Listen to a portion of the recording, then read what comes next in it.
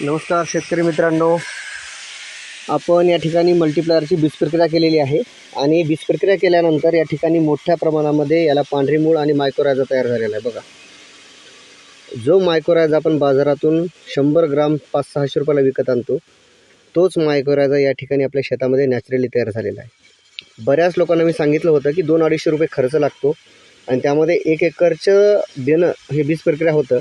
आणि सगळ्यांना एक विनंती केली होती मी की त्या मल्टीप्लायरच्या द्रावणामध्ये कमीत कमी 10 ते 20 मिनिट बियाणं बुडवून ठेवा।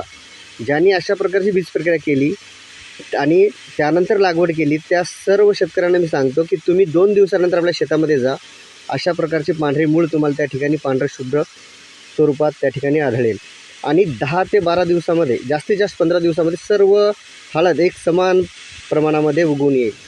या उलट ज्या लोकांनी बीज प्रक्रिया केलेली नाही आहे, रासायनिकची केलेली आहे, त्या शेतकऱ्यांच्या शेतामध्ये कधीही पांढरी मूळ लवकर तयार होत नाही। त्याला बराच कालावधी लागतो, पाऊस व्यवस्थित लागतो आणि त्यामध्ये 7-8 दिवस गेल्यामुळं महिना, कधी 35 दिवस 40 दिवस पूर्ण हळद उगवायला लागतात।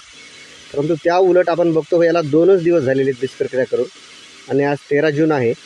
मोठ्या प्रमाणामध्ये या ठिकाणी मायक्रोरायझा आणि पांढरी बुरशी तयार झालेली आहे। हे बघा, ट्रायकोडर्मा, सुडोमोनास बाजारातून विकत आणून टाकण्यापेक्षा जर चांगलं